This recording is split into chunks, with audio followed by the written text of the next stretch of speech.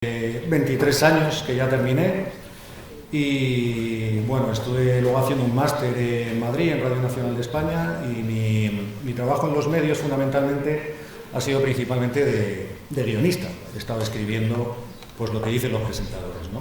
Entonces os voy a explicar un poco. Ahora estoy de subdirector, llevo 3 años y es una labor un poco más de gestión de equipos. La escritura es una labor más creativa que la gestión de equipos, que os contaré un poco en qué consiste, pero me propusieron contaros un poco lo que son las tripas de la tele, ¿no? La televisión por dentro. Cuando veis os voy a hablar de los magazines, programa de Ana Rosas en el que estoy ahora, pero todos se hacen de la misma manera, ¿no? Os presento mi oficina, una parte de mi oficina que es esta que veis aquí detrás, bueno, que ahora no se ve. Le he dado algún sitio.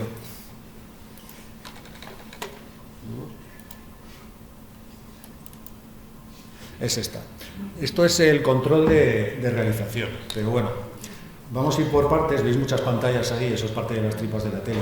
En los programas magazine, hoy en día, en el que trabajo yo, en Espejo Público, en casi todo suele haber 3 secciones. Una sección de política, que suele ir al principio del programa, una sección de sucesos, que suele ir después, y la sección que llamamos de entretenimiento, que es un poco cajón desastre, que ahí cabe desde corazón, cotilleos, realities, en el caso de Telecinco, en el caso de Antena 3 también están ya metiendo corazón.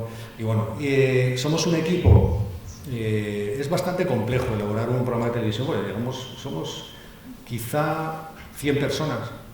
Y os lo cuento por partes. Somos, de las 3 secciones, unos 8 redactores por sección, que digamos que son los soldados del equipo, ¿no? Luego hay 3 coordinadores por sección. Un coordinador de la mesa política, un coordinador de los sucesos y un coordinador de corazón. Luego tenemos un coordinador que está por las tardes con otro equipo más pequeño y nos turnamos a hacer guardias los fines de semana. Entonces, nosotros aportamos, yo trabajo normalmente los programas magazine los hace una productora y el equipo técnico lo pone la cadena, en este caso Telecinco, en el caso de Antena 3 pues la cadena, Antena 3, Mediaset o A3 Media, ¿no? Y el equipo técnico también es muy numeroso, porque ponen las cámaras, ponen los ayudantes de realización, ponen al realizador, ponen el estilismo, ponen la sastrería, ponen a los maquilladores, ponen el atrezo. Y los colaboradores muchas veces los pone la productora y a veces los pone la cadena. En este caso, por ejemplo, en la mesa política, siempre en la mesa política se intenta compensar y poner 2 personas de izquierdas y 2 de derechas, aunque luego el presentador tenga su propia ideología y siempre tira para un sitio y para otro, pero bueno, siempre intentamos que sea así, para que no esté descompensado. Y luego, la manera de organizarnos es que los redactores son redactores de mesa para sacar temas y gestionar. Si hay un tema, por ejemplo, como hoy de un incendio en Castellón, pues tienen que buscar testimonios de bomberos, de víctimas, etcétera, que quieren entrar con nosotros, pero aparte viajan. Entonces ellos tienen un calendario de viajes que están numerados, el número 1, el número 2, el número 3, por orden de prioridad de viajes. Y eso va cambiando cada semana para que no siempre viaje la misma persona, sobre todo porque hay gente también con familia y se tiene que organizar previamente a viajar.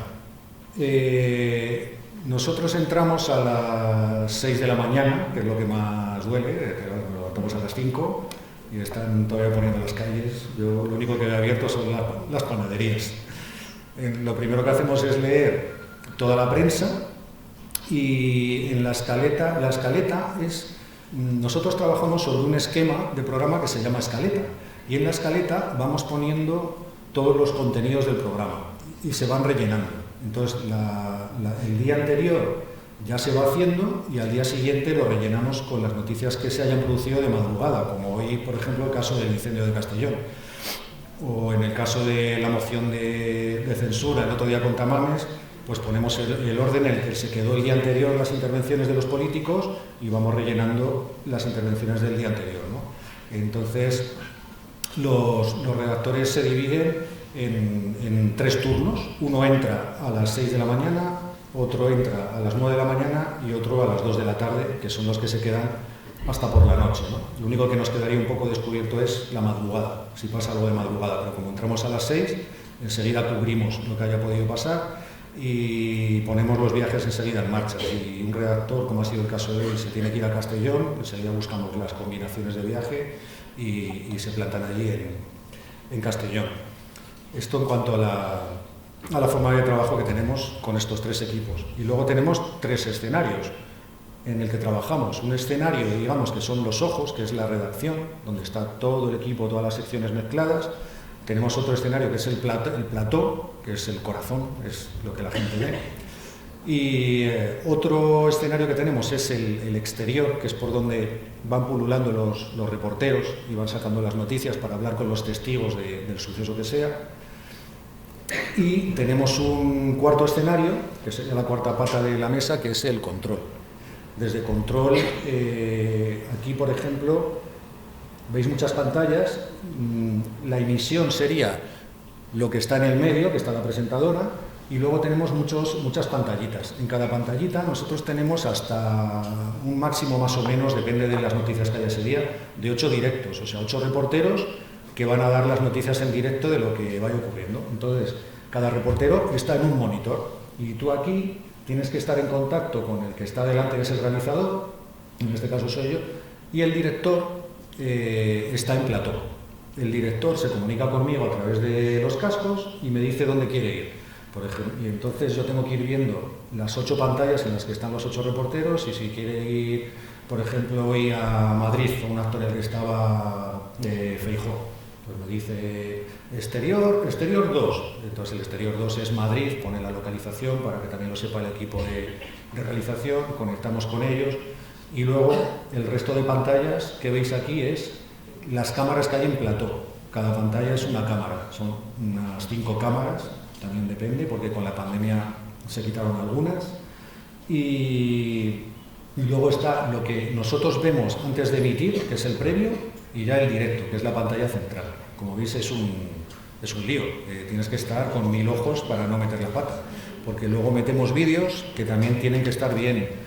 Hay un parte que los redactores tienen que poner el minuto en el que empieza y en el que acaba el vídeo y con qué pie, lo que llamamos pie, con qué frase acaba para frenar el vídeo ahí y que no se vaya a lo que llamamos a negro, que es que se ve la pantalla en negro, ¿no? Tenemos que estar pendientes de todos estos detalles que son bastante técnicos, como os digo.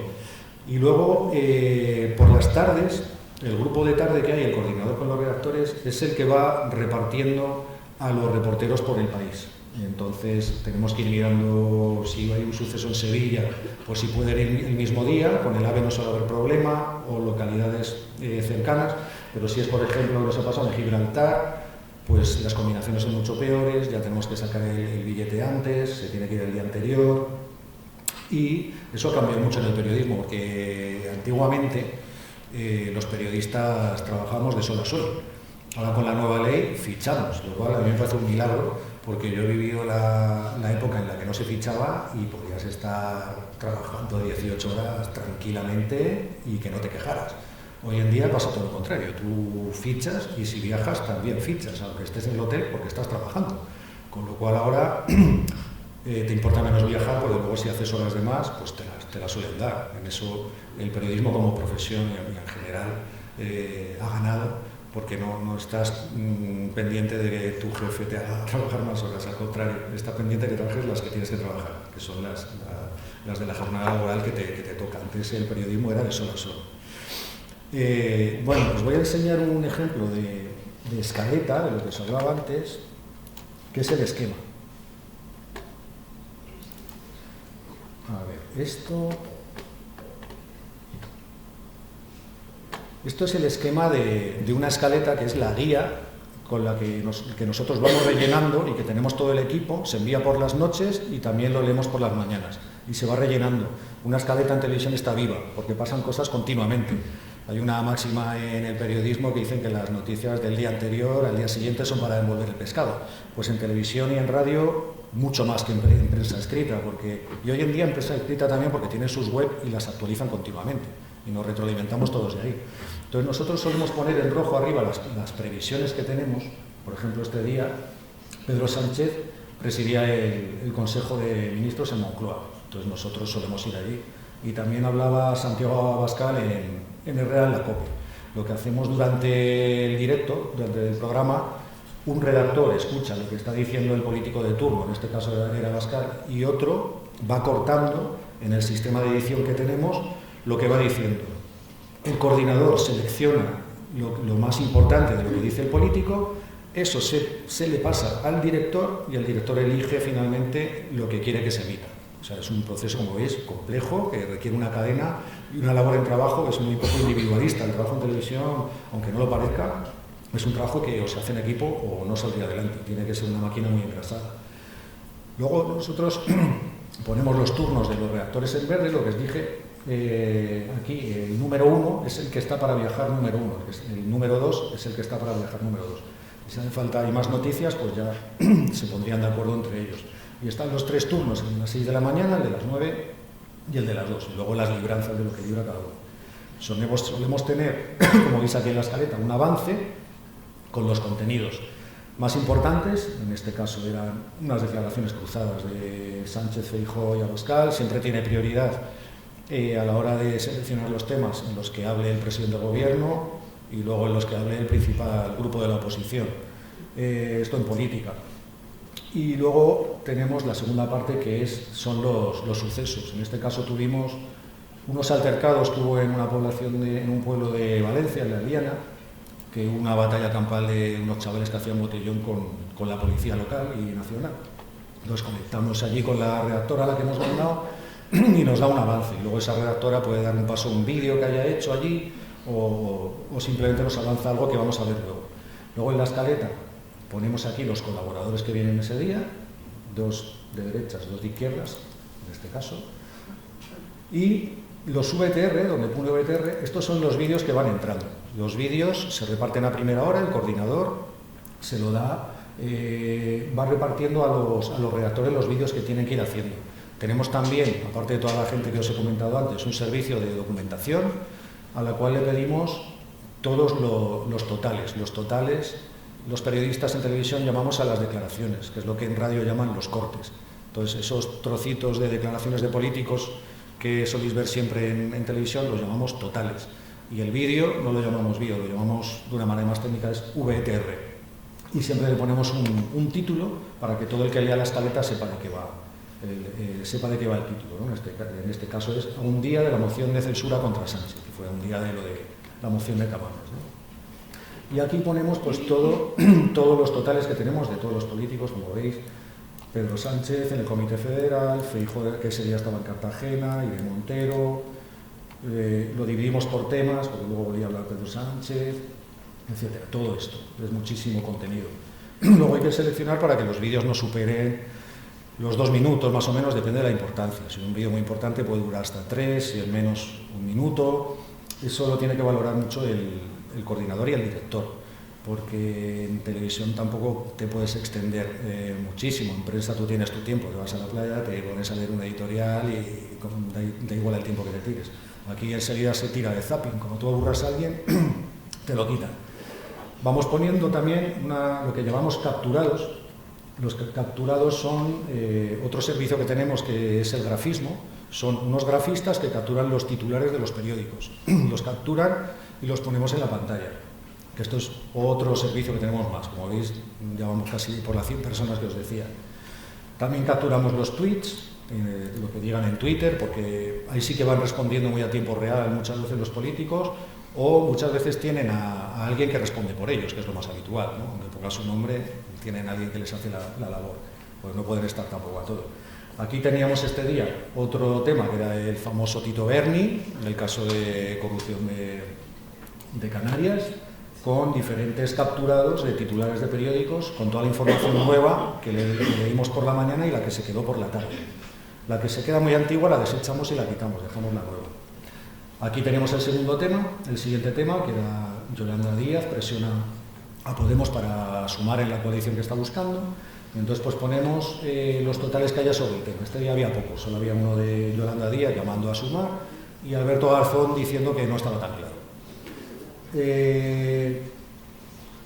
Bueno, aquí, bueno, es un tema interno que tuvimos de un juicio, y aquí pusimos la reunión de Ayuso y Almeida con el Papa. Como era muy larga, pues siempre, como digo, en televisión tienes que seleccionar. Entonces seleccionamos lo más interesante, que era cuando le dijo el Papa a Almeida: hombre, el sustituto de la gran Carmena. Fue lo que más llamó la atención aquel día, porque él se quedó como bastante alucinado, ¿no? Y luego, pues lo que le había dicho Ayuso, que piensa igual que él, porque también anteriormente ella había criticado al Papa hace unos meses. Bueno, ponemos todo lo que es la visita con todos los titulares y luego se comenta en mesa. Luego los colaboradores comentan cada noticia en mesa. Luego ya solemos tener un bloque también en política, que suele ser un bloque económico, de economía. Y ahí metemos todo lo que tenga que ver con la economía. En este caso es la tormenta financiera que se ha generado después del hundimiento del Silicon Valley, el banco de allí, y como el efecto dominó ha ido afectando a toda la banca europea y americana. Lo hacemos en un vídeo y luego solemos tener, en este caso no lo tuvimos, pero solemos tener algún economista que nos explica didácticamente en qué consiste la crisis económica, que a mí me viene muy bien también, porque a mí en la carrera de economía se me da bastante regular. Y siempre es interesante que te cuenten pues, los tipos de interés, cómo están ahora, las hipotecas variables. Intentamos que sean cosas que lleguen a la gente, cotidianas, que no sea economía muy elevada, porque es que si no la gente desconecta directamente. Entonces, gente que, bueno, los economistas que entran por la tele son mediáticos y ya lo saben, entonces te cuentan cosas que nos afectan más a nosotros, la cesta de la compra, los precios, la inflación, cosas de este tipo. Aquí hablamos de la reforma de las pensiones y lo mismo, buscamos todos los totales de cada político, intentamos que sea lo que nos afecta a nosotros como pensionistas o cuando lo vayamos a ser, ¿no? Si llegamos, vamos a llegar a tener pensión, si no, todas estas dudas. Y intentamos que los temas estén unidos de alguna manera. Entonces pusimos aquí las protestas en Francia, que les van a poner la jubilación más tarde y se está liando aquí. Vamos, trabajamos 5 años más y no pasa nada, pero entonces bueno, es un poco el contraste, ¿no? De un país más desarrollado que el nuestro y como lo estamos viendo aquí. Luego aquí pusimos el tema del bono social a las familias numerosas porque, pues, acordáis, se lió en la Asamblea de Madrid porque la candidata de Más Madrid tenía su marido un bono social, un bono térmico. Entonces había pedido previamente la dimisión de Osorio, de la Comunidad de Madrid, de parte del Gobierno de la Comunidad de Madrid, que él la tenía también. Entonces, bueno, a raíz de esto empezamos a desglosar. Son estas cosas que nunca sabes de qué te están hablando hasta que los políticos hablan de ellas. Entonces dijimos, ¿el bono térmico en qué consiste? ¿Quién lo puede pedir? ¿Quién no? Porque ni ellos lo sabían. Y entonces tú puedes pedir el bono social y dentro va el bono térmico. Bueno, intentamos explicarlo de manera didáctica, también para la gente que no lo sepa y lo pueda pedir. Y esto que llamamos pantallón es cuando tenemos redactores que hacen directos y luego tenemos redactores que hacen plató. Y lo llamamos pantallón. Pantallón es cuando se aproximan a la pantalla gigante que solemos tener en el plató y te van desglosando todo con los datos, ¿no? Entonces luego hay reporteros o redactores que hacen de todo, que hacen calle, que hacen pantallones y que hacen mesa. Hay algunos que solo hacen mesa porque no se les da bien hablar a cámara. O sea, el periodismo televisivo en este sentido es muy variado, no solo es salir por la tele, al contrario, lo que más hacemos es trabajar por detrás. Por delante de pantalla se sale bastante menos, ¿no? Bueno, luego aquí pusimos los casos las novedades del caso Negreira, que es lo de los árbitros del Barcelona, y intentamos traer a algún experto, en este caso Manu Carreño, de Deportes 4, y nos ilustra un poco sobre el tema. Bueno, esto sería un poco. Bueno, luego tenemos temas internacionales, normalmente suele ser últimamente la guerra de Ucrania, y una vez que acabamos, bueno, lo de Trump llamando a la movilización si lo arrestaban el martes, que decía que la gente salía a la calle, también solemos tener alguna cosa festiva, como por ejemplo aquí fue Las Fallas, el Día del Padre, y hay una cosa que cambió mucho la pandemia, ahora que lo veo aquí. Normalmente antes en televisión se hacían muy pocos directos, 4 como mucho, ahora tenemos unos 8, pero aparte de eso, la pandemia lo que cambió es que como casi no se podía salir de casa, aunque nosotros sí que podíamos como periodistas, pero la gente que venía a plató dejó de venir porque no le daban permiso. Entonces empezamos a utilizar la técnica del Skype y del Zoom, que es que tú llamas videollamadas, vamos, básicamente con el móvil o con el ordenador. Esto a los más puristas, a los realizadores, no les gustaba nada, porque la calidad que te da una cámara, que es lo que nosotros llamamos o directo o dúplex, si no está el redactor delante se llama dúplex, y si está el redactor con el invitado es directo. Entonces, claro, los políticos también eran muy reacios, porque ellos quieren siempre estar muy bien iluminados, tienen imagen impoluta y nos era imposible. Entonces empezaron a acostumbrar tanto ellos, los políticos, como nosotros, los periodistas, como los técnicos de realización. Y la gente se empezó a hacer en poco tiempo unos profesionales del Zoom y del Skype. Pero es verdad que todavía nos cuesta con la gente más mayor que se conecten. Entonces tenemos que hablar con ellos y darles una pequeña clase de cómo se hace, cómo se tienen que conectar, y al final lo conseguimos. Pero es verdad que hay veces que no lo acaban de conseguir cuando estamos en directo, y es una pena porque están ahí conectados y ese testimonio se cae. Y hay una máxima hora de la tele que entra muy poca gente por teléfono, cosa que antes era habitual. La gente entraba por teléfono y te contaba. Ahora, si no es por Skype o Zoom, no, por teléfono es rara vez, porque los realizadores no suelen querer tampoco, ¿no? ni los directores. Entonces nos tienen que pasar siempre un número de teléfono y una manera de contactar con ellos. Bueno, luego tenemos aquí diferentes polémicas. Pedían camareros marroquíes en Cádiz, la batalla del acento, los políticos se ríen de ellos según el acento que tengan, se metían con algunas ministras. Y luego ya empezamos la sección de actualidad también. Aquí ponemos los colaboradores, los turnos de los redactores, y empezamos con los temas, según lo potentes que sean, sobre todo por imagen, porque a lo mejor tenemos una noticia muy fuerte, pero en la televisión, si no hay imagen, no vende. Entonces empezamos con la imagen más potente que suele haber. Vamos allí en directo y pues el jefe de la policía en este caso nos contó lo que hay. Y bueno, luego solemos estar en juicios también, que los solemos dar en directo, aunque normalmente los tribunales de justicia nos piden que los demos como con un minuto de retraso, que no sean en directo puro, y con ellos hacemos también los vídeos, cuando van cubriendo los juicios. Bueno, tenemos aquí el caso de Rafael Amargo, que le acusaron de narcotráfico, un pantallón de lo que os hablaba con la cronología de sus detenciones, un informe que hubo de las agresiones sexuales en España, les habían disparado, y además este fin de semana hubo 8, por estuve yo de guardia, me tocó hacerlo, y contabilicé 8 en prensa.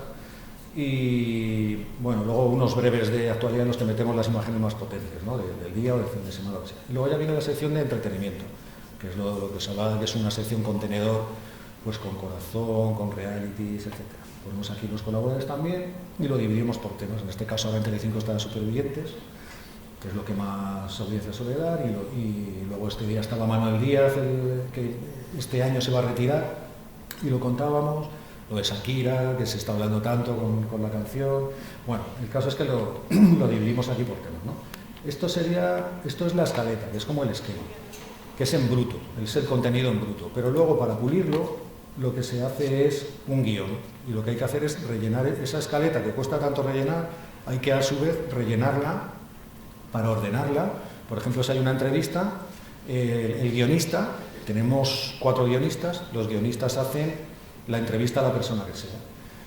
He traído aquí un guión de otro programa, que fue un especial que hubo del caso de Dolores Vázquez, que se emitió en Netflix, no, en HBO, perdón. Y bueno, pues este era el presentador, y los guionistas escriben lo que el presentador lee en un aparato que hay en la cámara que se llama QE o autoprompter. Él lo va leyendo. De hecho hay otra persona más en el equipo que simplemente se encarga de ir dándole una ruletita y va precisamente haciendo esto, que es ir bajando lo que el presentador va leyendo. Luego hay muchos presentadores que prefieren meter morcillas o no leer literalmente lo que pone, o llevarlo más a su terreno. Y luego dividimos las preguntas por colaboradores, las preguntas que van a cada colaborador. Preguntas para un juez, preguntas para una psiquiatra, preguntas para una periodista, preguntas para un policía. Lo dividimos nuevamente por la profesión que tiene cada colaborador y los temas que más le pegan a ese colaborador. Un policía, pues ya sabemos con los temas que le tenemos que preguntar, o un juez, ¿no? O una psiquiatra en este caso, o al invitado también. Entonces, bueno, esto en el guión suele ir el paso al vídeo, al VTR, lo decía antes, y luego ya las preguntas que se le hace a cada uno. Que no quiere decir que el presentador no ponga de su cosecha, puede preguntar lo que quiera. Esto es sobre todo para si se quedan en blanco, si de repente se les ha olvidado el tema, porque hay muchas veces que vienen con prisas y no les da tiempo a estudiárselo, porque los temas hay que estudiarlos, claro. Entonces es una guía que ellos siempre tienen a lo que aferrarse.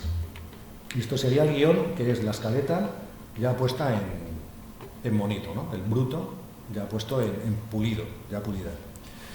Y bueno, en cuanto al contenido también, pues con los años ha cambiado mucho el tema del periodismo en televisión, porque, bueno, por poneros un ejemplo que todos sabréis, antes, por ejemplo, el tema de la monarquía era intocable. Yo recuerdo que estaba en Antena 3 en un programa que un redactor se le ocurrió hacer un vídeo en el que imitaba un poquito al rey. Todo esto fue antes de Manel Fuentes en Crónicas y de Latre. Imitaba al rey a 4 segundos. Era una tontería. Pues nos llamaron de arriba la directiva, que se iban a quitar el programa. Bueno, ha cambiado mucho el mundo del periodismo en ese sentido. Claro, dice Miguel Bosé, no, es que ahora hay más censura que antes. En realidad ahora hay, yo creo que más libertad que antes. Ahora sí que no hay ningún problema en hablar de bastantes cosas que antes no se hablaba, ¿no? Este es un caso, por ejemplo. Y bueno, luego los guionistas, quería decir también, que son los encargados de hacer las entrevistas, tienen que tener también mucho cuidado porque como un presentador no sepa de qué se está hablando y se ciña solo al guión, nos ocurrió una anécdota una vez en un programa de televisión que vino un señor a la sección de sucesos a contar, a denunciar que su vecina llevaba años estropeándole la puerta, le echaba ahí orines, excrementos, estaba el hombre desesperado, en caso le quemaba la puerta. Bueno, y el hombre se llamaba Juan Cuesta. La reacción mental del guionista fue confundir al Juan Cuesta real, que era este hombre, con el de la ficción de Aquí no hay quien viva.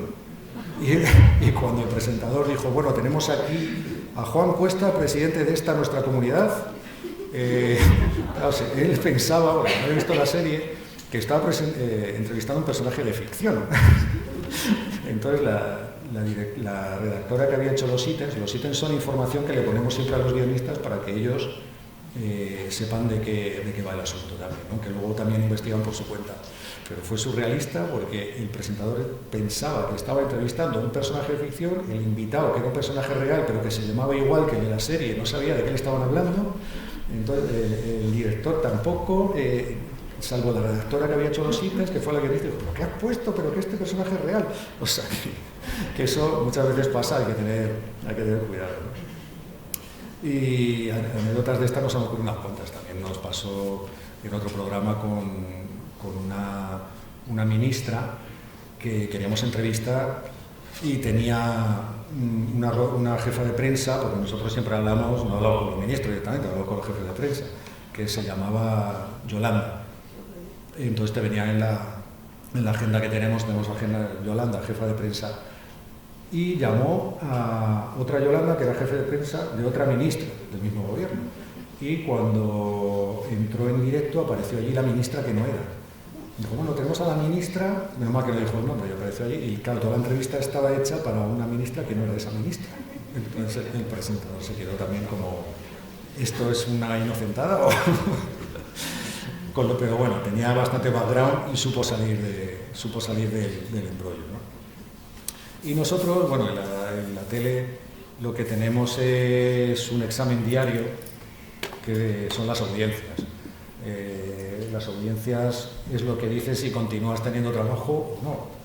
Y no hay nada más democrático ahí porque es el público el que elige con el mando, ¿no? Y para que nosotros le llamamos la curva, que es lo que nos pasan hay una empresa que nos lo suele pasar sobre las 8 de la mañana, una cosa así, y es lo primero que, bueno, hacemos antes otras muchas cosas, pero es lo que miramos con más ansia, ¿no? Y tienen este aspecto, para que lo veáis. Estas son las curvas del viernes 24 de marzo. y aquí te viene toda la información de la 1, la 2, la 5, Antena 3, 4, la sexta y 13. Entonces siempre sueles mirar al competidor tuyo por excelencia, ¿no? ¿Cuánto han hecho ellos y nosotros? Siempre es la pregunta, ellos y nosotros. Entonces, bueno, todo lo que pase de determinada audiencia, determinado SARE, está bien, ¿no? Comercialmente y también para que los jefes de la cadena estén contentos. Y luego tenemos, aparte de esto de las curvas, bueno, aquí se ve lo que, si veis, aquí hay unos picos donde está el ratón, que es lo que más audiencia suele tener en el programa, ¿no? Estos son los picos, esto es la publicidad.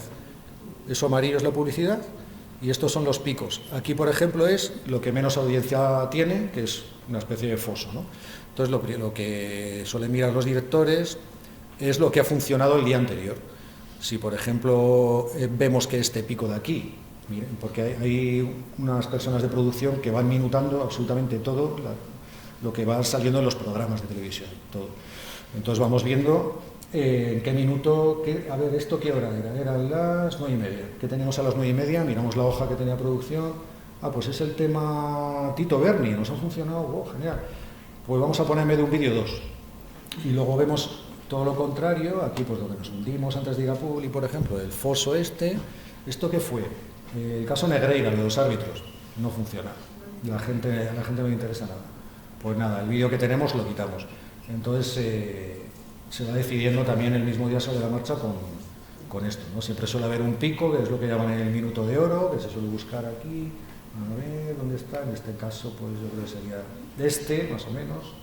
Y las demás cadenas pues hacen lo mismo, todos hacemos lo mismo. Por ejemplo, a la 1, a Televisión Española, siempre ganan cuando hay cosas institucionales. Por ejemplo, incluso el canal 24 horas, durante la moción de censura, a ellos les funciona muy bien. O cuando hay un entierro institucional como el de la reina Isabel II de Inglaterra, la gente en este tipo de eventos se suele ir a lo institucional, que suele ser la 1, ¿no? Y ahí siempre las cadenas privadas lo damos un poco por perdido, porque sabemos que ahí normalmente la televisión española no gana casi nunca, pero en este tipo de cosas sí. Y bueno, luego ya lo que gana siempre, se ponga donde se ponga, es el fútbol, porque el fútbol de repente no es que veas un pico, es una meseta entera, hasta de 60%, que eso es una audiencia, hablamos de sobre 100%, un 60%, una burrada. La última audiencia grande que he visto fue la de la final de Pasapalabra, el otro día en Antena 3, que ahí arrasó con un 37,6 me parece que era, y lo segundo que más audiencia hizo fue Supervivientes, que creo que fue un 15, y eso que es el contenido potente, ¿no?, de la cadena. Entonces, bueno, estos picos que hay aquí, pues bueno, como os digo, siempre se explotan, ¿no? Entonces este es un poco el mapa de las audiencias, y a casi todos nos suele funcionar, curiosamente, a casi todas las cadenas lo mismo, salvo lo que os he dicho de los actos más institucionales, ¿no? Por ejemplo, hay gente que, no sé, las horas que duró la moción de censura el otro día, 20 horas, se lo traban entero. Y el canal 24 horas, que suele hacer muy poquita audiencia, se hizo como un 7, y un 7 es muchísimo para el canal 24 horas, mucha gente viendo la tele. Entonces a la gente le interesa también más la política de lo que parece, no solo le interesa el cotilleo. Y bueno, también ha cambiado mucho la forma de trabajar en la televisión. Antes yo recuerdo cuando venía aquí a la facultad, venía con una máquina de escribir Olivetti, de estas que pesa 200 kilos, que no sé ni cómo llevábamos aquí con ella, y afortunadamente al año siguiente ya empezaron a poner los ordenadores. Y nosotros, cuando empezamos en la tele, que ya habían quitado las máquinas de escribir y ya empezaban a ponerse los ordenadores, recuerdo cuando empezó también Internet, eso nos salvó muchísimo también a la hora de documentarnos. También hay un peligro, que es el peligro de que te cuelen un bulo. Con eso ya tengo mucho cuidado porque enseguida matan a alguien.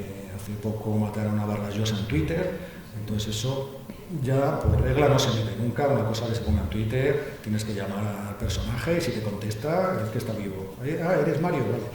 No estás muerto, no, vale. Pero pasa mucho con las redes sociales, hay que tener mucho cuidado con ellas. O sea, antes no existían, te ibas a la fuente directamente y ahora, hace unos años para acá, Te das cuenta que hay que seguir yendo a la fuente, no lo que pongo en las redes sociales, porque además se duplican perfiles falsos.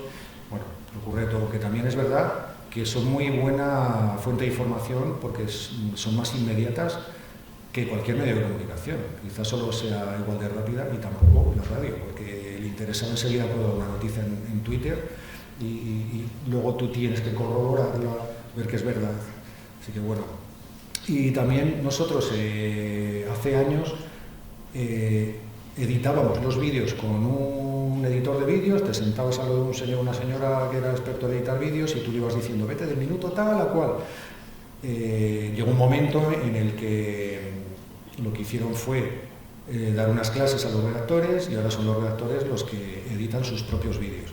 Cuando esos vídeos necesitan una mejoría, sí que se puede mandar a una sala en la que hay un editor profesional en edición y lo mejora, porque hay que poner muchos rótulos en televisión, a veces se amplía la imagen, se ponen círculos para señalar una escena determinada que si no, no se vería, pues esto sí que lo suelen hacer los editores, pero si no, todos los redactores hoy en día se editan sus propios vídeos, cosa que antes nos lo hacía un editor con el que tú te ponías al lado, y además te ponías al lado con un carro de cintas de la compra, y esto no es una metáfora, te llevas un carro de la compra donde metes las lechugas y te ibas a documentación, lo pedías, ibas con tu carro de la compra, te ponías al lado del editor y te ponías a visionar. O sea que luego el trabajo de imagen en la televisión en el sentido es bastante tedioso, no es muy inmediato. Tienes que seleccionar mucha imagen y que esté bien, no vale cualquier cosa.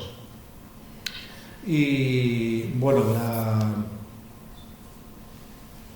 lo que os contaba de las guardias de los fines de semana, normalmente en los programas suele haber un equipo pequeño que suele ser los que minutan todo lo que hay en las televisiones y todo eso se le suele pasar al equipo de dirección y es el que decide luego el lunes con qué se abre, ¿no? Y el lunes suele haber una cantidad de información descomunal en los magazines en general porque recoge la información del viernes por la tarde, de todo el sábado y de todo el domingo. Entonces hay que hacer ahí una selección bastante importante, ¿no? Y luego tenemos los despliegues especiales, por ejemplo, lo que os contaba, un funeral de Isabel II, pues entonces se hace un estudio de lo que necesitamos y a lo mejor pues decidimos mandar a 3 redactores a Reino Unido para que cada uno esté en un lugar, o cuando hay un atentado, el atentado de Bataclan, recuerdo que tuvimos que mandar enseguida a alguien para allá y dividirlos en varias localizaciones. Y bueno, luego la pandemia cambió mucho también, como os decía, la forma de trabajar porque ya no te podías desplazar a los sitios a hablar con la gente. Me acuerdo que además había controles de policía por todos los sitios. Un día fui a trabajar y aparte de haber un control de la policía municipal que controlaba más, había otro antiterrorista, justo ahí a las puertas de la tele, que estaban con su pasamontañas, unas escopetas. Me decían, abajo, tal, ¿dónde vas? Vengo aquí a trabajar a la tele. Pero, ¿en qué programa estás? Ibas al señor ahí tan serio y tal. En el de Ana Rosa. Muy bien, bueno, venga, pasa. O sea, que fueron situaciones muy curiosas, ¿no? las de la pandemia. Y bueno, y este es un poco los escenarios en los que trabajamos, que como os digo, ahí está el plató, la redacción, el control y la calle. Y los 4 escenarios tienen que estar muy unidos. Y luego, la forma de, como os digo, yo siempre me he dedicado a escribir guiones, la forma de escribir, también escribo literatura, que es un poco mi hobby, mi trabajo es la tele, pero no es lo mismo escribir y la literatura es mi hobby, ¿no? Pero no es lo mismo escribir para los que escribís literatura que escribir para la tele, porque cuando escribes para la tele, escribes como se habla. Y en literatura no escribes como se habla. Pues imaginaros a Garcilaso dando las noticias, por ejemplo, o en verso. Entonces, hay gente que ha escrito guiones, al principio cuando no tiene experiencia, lo hace un poco enrevesado, al contrario. Tiene que ser algo natural. Y aparte, los políticos también tienen en sus equipos gente, mucha de tele, que luego se va y les escribe los discursos. Por ejemplo, Pedro Sánchez, Feijóo, les escriben, le dicen lo que tienen que decir y muchos de los titulares que tienen son de su equipo asesor de discursos, digamos, pero bueno, eso lo tiene todo el mundo, no es nada raro, lo tenía Obama, lo tenía todos los políticos que se precian, tienen un buen equipo de discursos. Y lo que pasa es que muchas veces le sale el tiro por la culata y el que hace el ridículo es el que se pone delante. Os quería poner aquí algún ejemplo, porque claro, a veces cuentan historias como que ellos las asumen como propias y no se las creen ni ellos, porque no son ciertas, sino que te hablan de... ¿Os acordáis de la niña de Rajoy, por ejemplo, del famoso debate, ¿no? Lo voy a poner para recordarlo, porque no se lo creía ni en lo que estaba diciendo, que le habían escrito, porque él no lo asumía como propio, sino como algo raro que le habían escrito, y en tele eso queda muy raro, ¿no? A ver que lo encuentre aquí.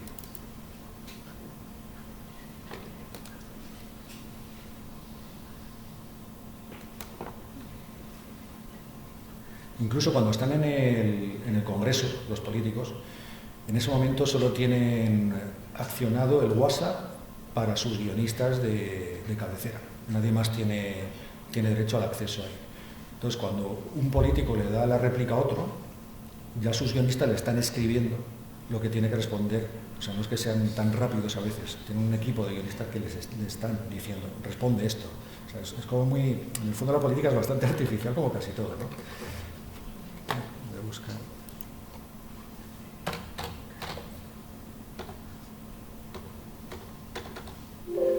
Vale, aquí está el famoso discurso, que esto fue el debate, un debate a la presidencia del gobierno en el que Rajoy puso como ejemplo pues una niña que le gustaría, no sé si está aquí, en la que él decía qué país le gustaría dejar a esa niña. Los fallos de este discurso, al escribirlo para la tele, es que esa niña ni existía, ni él se lo creía, se lo escribieron de una manera que todo lo que digas en tele, si dices un taco en tele, se multiplica por 100. No es el caso, que aquí no dice taco, pero si tú escribes un texto muy infantilizado, se multiplica por 1000. O sea, la televisión es un altavoz que tú cualquier cosa que dices se amplifica de manera brutal. Entonces quedó, vamos a recordarlo, muy artificial este discurso.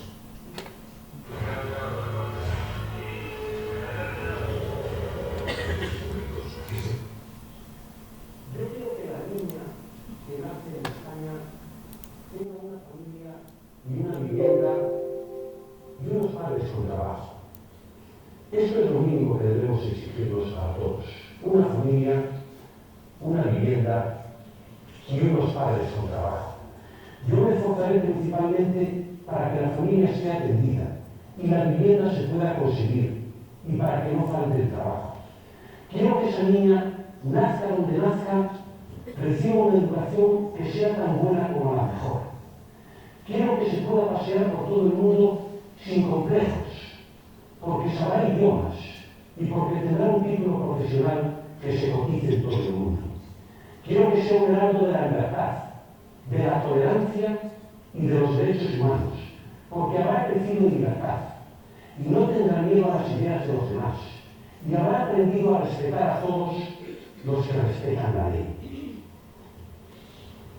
Quiero que sienta un hondo orgullo por ser española, por pertenecer a esa nación tan vieja, tan admirable, que le habrá ofrecido las mejores oportunidades, pero que habrá sabido ser exigente con ella para convertirla en una mujer madura y responsable. Eso es lo que quiero. Esto y todo lo que esto lleva implícito. ¿Y por qué no? Nada nos impide lograrlo. Podemos hacerlo si ustedes quieren que caminemos juntos. Porque España es cosa de todos y debemos tomárnosla muy en serio. Muchísimas gracias y muy buenas noches. Bueno, pues a raíz de este discurso surgieron muchísimos memes en internet, muchas bromas, porque le salió, cerró con esto el debate. O sea, con lo último que se quedó la gente fue con este discurso, que ni él mismo se creía, que estaba leyendo, y según lo leyera, como que, pero ¿quién es esta niña? Que me han escrito aquí una niña, esta que... Pero luego vino Pedro Sánchez y digamos que no sé si lo empeoró o lo enrevesó más, porque él asumió como propia a una mujer que se llamaba Juana, que salía en todos los discursos y le cambiaba el nombre a veces. Entonces, claro, si tú veías 4 telediarios te das cuenta de que era también una creación de los guionistas del partido, porque no había más. 11:25 de la noche, que seguimos en directo en el objetivo 5 ya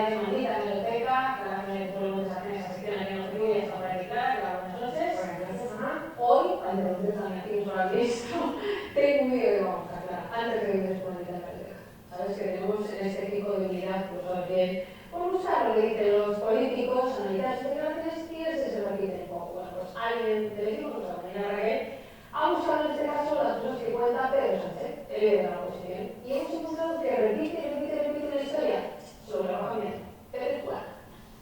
Durante estos meses he conocido a muchísimos compañeros y compañeras. Hace pocos días estuve en Alicante y me encontré con una mujer, Juana, que limpia aulas en un colegio privado. Antonio Juana, una lavadora como la que yo conocí en Canarias hace 2 meses, que se llamaba Juana. Juana, una trabajadora de un hotel, una trabajadora, Juana, limpiadora de un colegio. A esa trabajadora Juana que limpia habitaciones en un hotel de Canarias.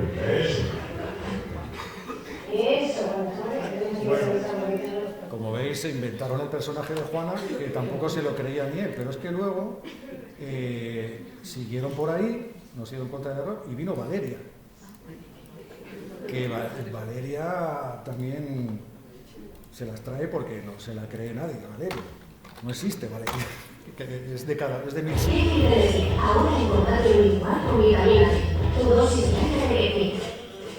Con otro político, hablamos de Pedro Sánchez, de esa hace una semana, lo recordamos al principio, nos dábamos cuenta, revisando sus vídeos, que repetía mucho la historia de Juana. Juana al principio vivía en un sitio como otro y su historia era diferente. Pues bien, Pedro Sánchez ha cambiado, ahora ya no habla de Juana, ahora habla de otra mujer. Escuchen. Amigos, os voy a contar una historia.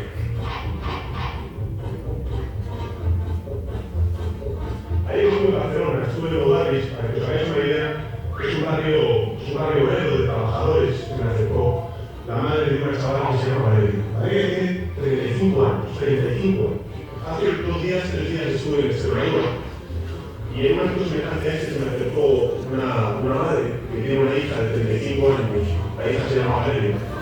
Y me dijo que durante estas 2 últimas semanas, Valeria y su hija había sido contratada en un colegio como dependienta con 2 contratos de 4 horas cada uno de ellos. Trabaja de dependienta en un comercio. El mes pasado su hija había trabajado 13 horas en un mes y había cobrado 65 euros. Me acercó la madre de una chica que tiene 35 años, que es dependienta, y se llama su hija, se llama Valeria. Se llama Valeria. Me parece que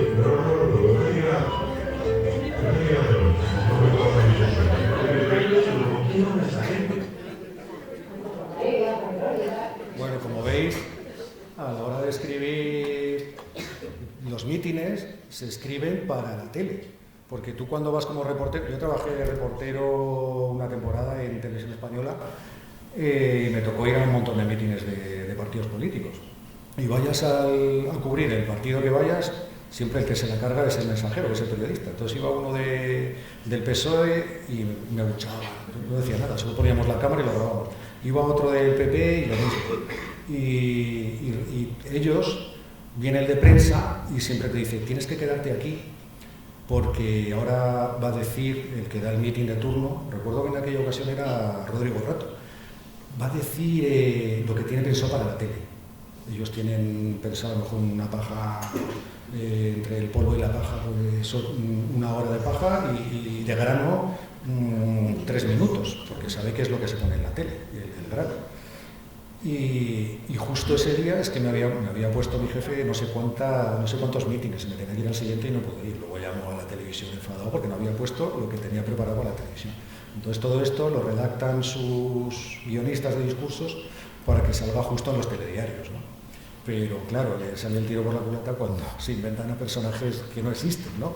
Pero en cambio, os voy a poner un ejemplo de todo lo contrario, que Obama, él tiene un escritor de discursos, de hecho no lo oculta, él lo habla, porque los discursos los preparan a pachas, él le cuenta sus experiencias personales y...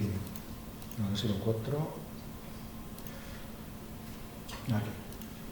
Y esta técnica se llama storytelling, ¿no? El storytelling consiste en que tú formas parte de una narración que le estás contando al auditorio es parte de tu vida, pero es parte real de tu vida, porque si tú hablas de Valeria y no te acuerdas ni el nombre, eso te da cero credibilidad. Pero si tú hablas de tu vida, como en este caso os voy a poner, está subtitulado, Obama habla de sus padres, de su padre de origen africano, de su madre, de las oportunidades que le dio América, pues tú te lo crees porque te está contando algo que es verdad, aunque esté pasado por el tamiz del guión. Porque es verdad que, aunque sea verdad, tiene que estar pasado por un tamiz de un guión. Tú no lo puedes contar de manera absolutamente coloquial, tienes que adornarlo un poco, ¿no? Pero por lo menos aquí es verdad. Y esto sale por la tele y abre todos los informativos. 352. Y aparte que él habla muy bien.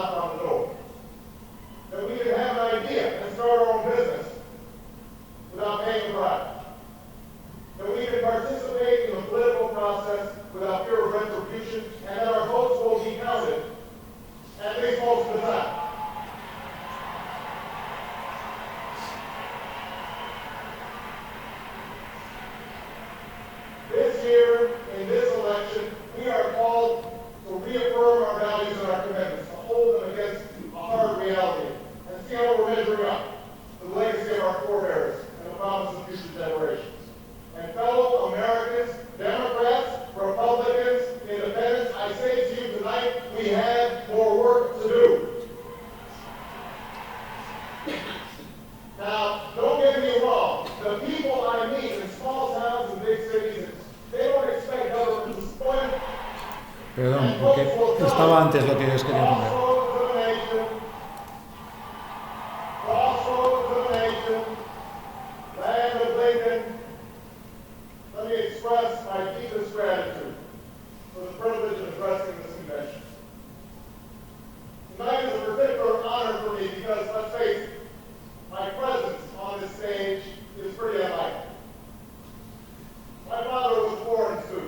Aquí es cuando empieza a hablar de él mismo, de su historia.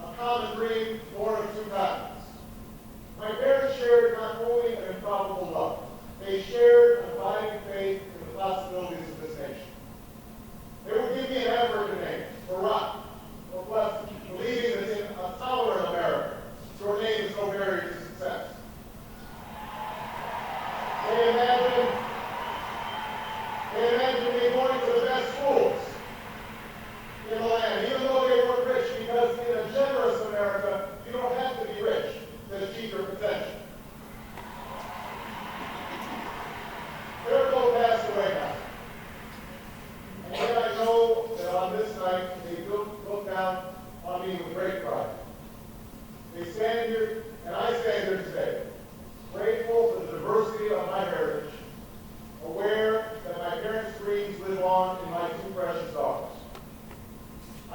stand here knowing that my story is part of a larger American story, that I owe a debt to all of those who came before me, and that in no other country on earth is my story even possible.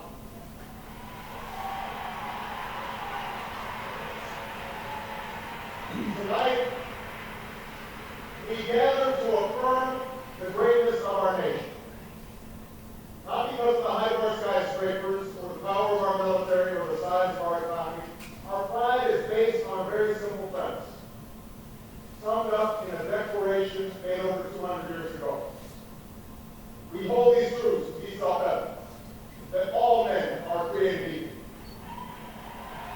that they are endowed by the Creator with certain inalienable rights, that among these are life, liberty, and the pursuit of happiness. That is the true genius of America. A faith in simple dreams, an insistence on small miracles. Bueno, lo que os quería poner es que este discurso es un discurso trabajado, que habla de historia, de Pearl Harbor, de cuando su abuelo estuvo trabajando, que mezcla historia, que habla de la declaración de independencia de Estados Unidos, lo mezcla con su historia personal. O sea, esto es un discurso bien hecho para ser televisado y que llegue, porque es verdad, está salpimentado por toques de guión, que es todo lo de la historia, pero está sobre todo fundamentado en su vida, y cuando habla de unos valores que él está vendiendo de Estados Unidos, está hablando de lo que él y sus padres vivieron, ¿no? Lo que sea verdad o mentira da igual, porque lo que se transmite en un discurso efectivo tiene que ser sobre todo emoción y credibilidad. Si no hay emoción y credibilidad, no se lo cree ni el que lo está diciendo, como habéis visto antes con Rajoy y con Pedro Sánchez, ¿no? Y bueno, ya son las 7:05. Si queréis preguntarme algo más, si queréis preguntarme algo, lo que sea, pues...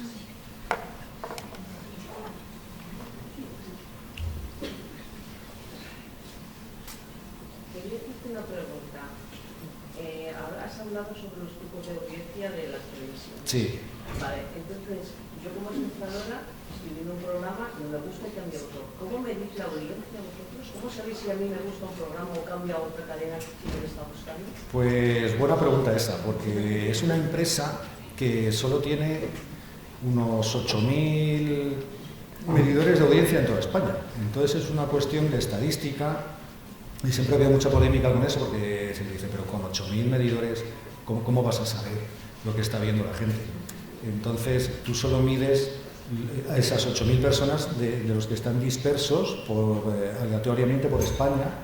En Madrid, por ejemplo, hay más porque hay más población, dependiendo de la población si hay menos aparatos, pero es estadística. Hay quien dice que es una cuestión de fe, pero lo que le dan a la gente que tiene estos aparatos suele ser, no es dinero, suele ser como una compensación, como un regalo, una bicicleta o un aparato de televisión. Entonces, bueno, es un poco, pero es que no de otra manera, aunque yo creo que también es otra polémica que se podría hacer ya de otra manera, porque con la tecnología que hay hoy en día, con las televisiones inteligentes, se podría ver incluso lo que estás viendo en tiempo real. Seguro que hay algún tipo de tecnología que lo permite, pero seguimos anclados en esta anticualla de los medidores de audiencia tan sesgados, ¿no? Yo pensé que lo habíais cambiado ya, porque mi suegra tenía un medidor de esos. Y en función de quién iba a su casa, se veía una cosa u otra. Claro. Si van los nietos, veían una cosa. Si van los hijos, otra. Entonces, no sé... Sí, claro. De hecho, en los programas no se hace siempre la misma audiencia, y nosotros tenemos comprobadísimo estadísticamente que cuando es un día de fiesta, ya sea fiesta nacional o de la comunidad autónoma que sea, con que haya fiesta en una sola comunidad, las audiencias de los programas, de los magazines, bajan mucho, porque están los niños en casa, y los niños lo que ven son los dibujos. Entonces, en cuanto es un día de fiesta, decimos, bueno, mañana la audiencia ya verá que va a estar por los suelos. Eso sí es fiesta en una comunidad. Si es fiesta en toda España, ya ni de cuento, ya son unas audiencias que son bastante irrisorias, porque los que mandan en la casa suelen ser los niños. Entonces, en cuanto hay niños en casa, en cuanto es fiesta, ya sabemos que ese día la audiencia no va a ser buena. Hay vacaciones, o hay un día de estos de Semana Blanca o Carnaval, no falla. Pues habría que cambiar eso, ¿verdad?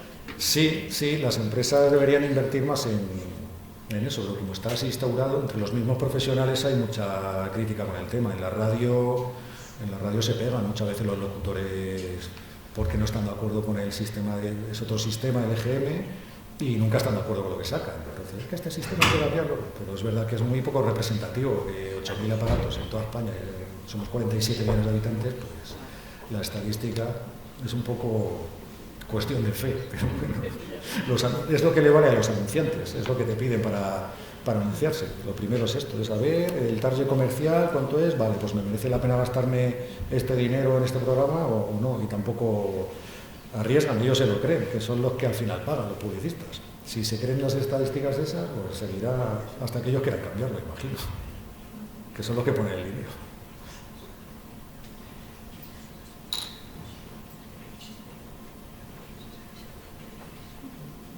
¿Alguna duda os ha quedado? A lo mejor ha sido un poco denso tanta indicación técnica. Lo has explicado muy bien y luego lo tenéis merecido porque hay que ver lo que trabajáis. Levantaros tan temprano y las horas que... El periodismo es estresante, sí, es bastante duro y gracias a Dios ha cambiado en cuanto a lo que decía antes de fichar y tal, que antes las jornadas eran, vamos, sabías cuándo empezabas pero no cuándo acababas.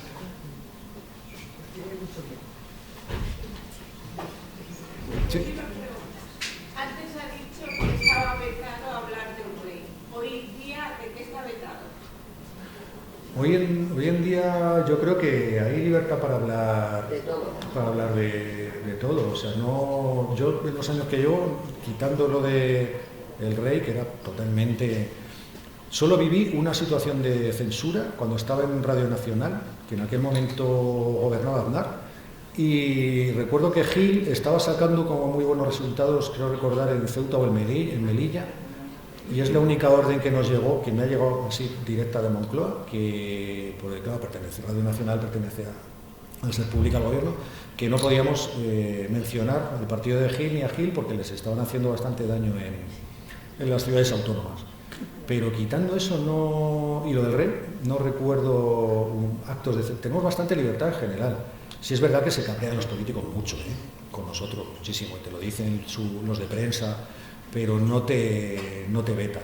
Sí que recuerdo una vez Cospedal, en un programa que estuve, que nos pidió el cuestionario previo de las preguntas. Yo no sé si era para quitar alguna o qué, pero tampoco te lo suelen pedir, tampoco.